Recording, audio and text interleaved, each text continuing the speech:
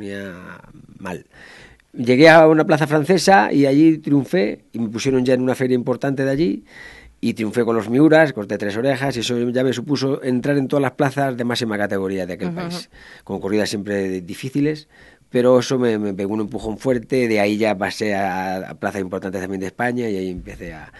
Y no me duele, a todo contrario, me enorgullece también ser un torero querido en Francia, porque en Francia tienen muchísima afición, muchísimo respeto y valoran mucho lo que se hace en la plaza.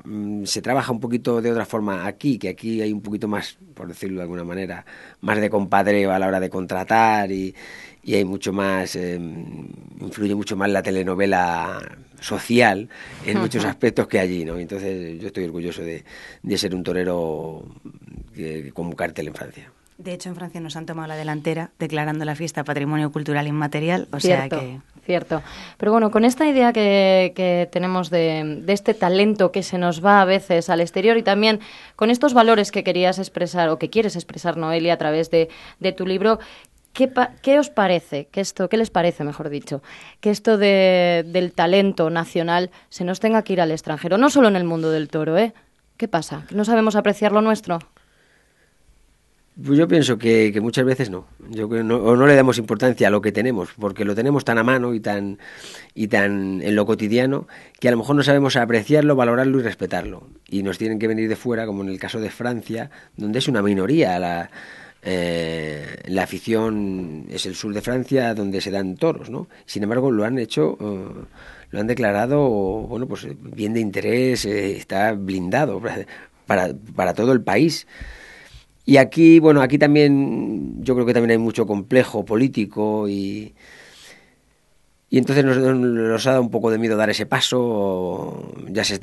También los profesionales, los que movemos este mundo del toro, no nos hemos movilizado como se han movilizado los antis para darnos caña y ahora nos estamos empezando a despertar porque bueno, creo que nos han puesto, y nunca mejor dicho, una banderilla en todo lo alto y estamos empezando ya a reaccionar y a defender esta fiesta que es totalmente nuestro patrimonio, nuestra cultura y yo creo que interesa a muchísima gente.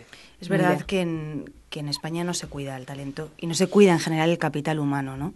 Que para mí es lo máximo que puede tener una empresa o una institución, ¿no? Y probablemente, pues en el mundo del toro ya lo ha explicado el maestro Fundi, pero es que es en todos los mundos, yo creo, ¿no? Por ejemplo, en el mundo de la literatura se me viene a la cabeza el caso de Javier Sierra, que ha tenido que vender miles y millones de ejemplares fuera de nuestras fronteras para que aquí pueda llegar a ser un superventas, ¿no? Y en otros campos, pues también científicos, sobre todo, que tienen que salir fuera a poder hacer sus carreras de investigadores, porque aquí en España no se valora, o a lo mejor sí, se les da una palmadita en la espalda, pero no se les da facilidades para poder investigar, ¿no? Es que quizás pueden darnos la excusa de que no hay espacio para todos, como en este libro solo hay 15 toreros y seguramente que hay muchos más. ¿Cómo hacemos esa criba? Por supuesto que hay muchos más. Pues mira, yo te soy sincera, en este libro están los toreros que a mí más me apetecía que estuvieran, ¿no?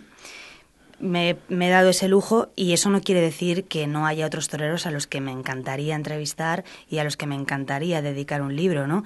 Por ejemplo, ahora mismo me encantaría hablar con José María Manzanares después de ese triunfo indiscutible en Sevilla, ¿no? Hay muchos toreros que me apetece hablar y con los que me apetece hablar y toreros también más antiguos, ¿no? Por ejemplo, tener una charla pues con Paco Camino o con El Viti o con Curro Romero, pues puede ser impresionante, ¿no? Pero es evidente que si tuviera que entrevistar a cada torero que mereciera, pues haría un Cosío 2, ¿no? Y no sí, sería posible. Además, este libro está realizado pues de una manera como muy minuciosa, ¿verdad? No sé cuánto le ha costado reunir todo este arte torero en un solo libro. Bueno, pues el proceso de escribirlo ha sido relativamente rápido porque todo esto parte de que yo un día, revisando cosas que tenía por casa, me encuentro con una serie de entrevistas que yo hice en su momento para la revista de las ventas que tenían este aire de entrevista de personalidad, es decir, de extraer pues las vivencias más personales y los sentimientos de los toreros, ¿no? Entonces yo las leía y me parecía que que eso me lo habían dicho hacía 10 o 12 años, pero que seguía teniendo relevancia ahora mismo, ¿no? Y que había que contarlo, que no se podía quedar en una revista guardada en una estantería.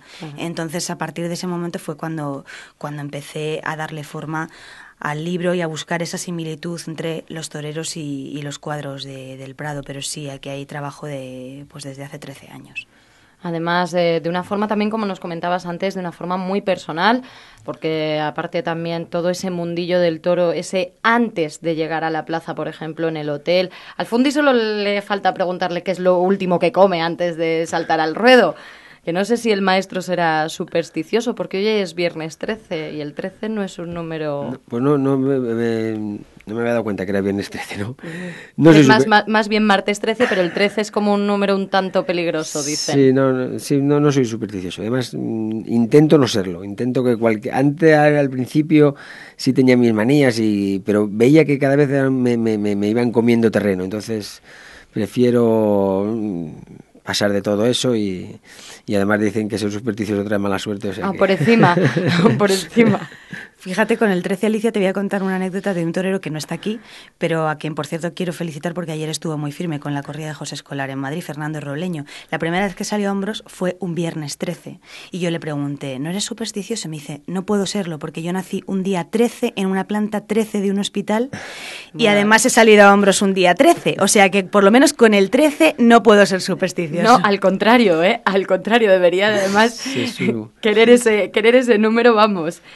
Yo no sé si además después de todo esto que hablamos de las manías, de las supersticiones, cuando uno está en el hotel y está vistiéndose con ese traje de luces, ¿qué es lo que le hace echarse para adelante y no achicarse?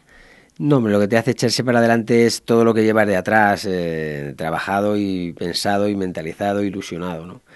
Es el trabajo diario, es el día a día, tu preparación constante y que prácticamente todo, sobre todo cuando hablamos, ahora que estamos en plena feria de San Isidro, cuando hablamos de torear en esa feria en Madrid, lo primero que piensas cuando despiertas por la mañana es ese día, en lo que vas a hacer para prepararte para ese día, los planes que haces en esa semana. Yo, por ejemplo, ahora yo voy a torear el día 2 en Madrid, pues tengo que preparar una serie de tentaderos en distintas fincas, torear algunos toros a puerta cerrada de entrenamiento, la preparación física, todo se hace con el pensamiento del día 2, de que todo esté a punto para que el día 2 estar lo mejor posible, lo más suelto posible, lo más clarividente. Entonces, a la pregunta que me haces de qué te hace echarte para adelante, yo creo que vienes ya embalado,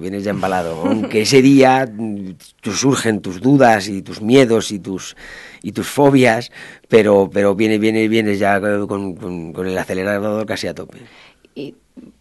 Sí, no, es que escuchando a José Pedro, me acordaba que aparece en el libro, en la entrevista con Joselito, se han cumplido ahora 15 años de esa tarde histórica del 2 de mayo del 96 de Joselito en Madrid.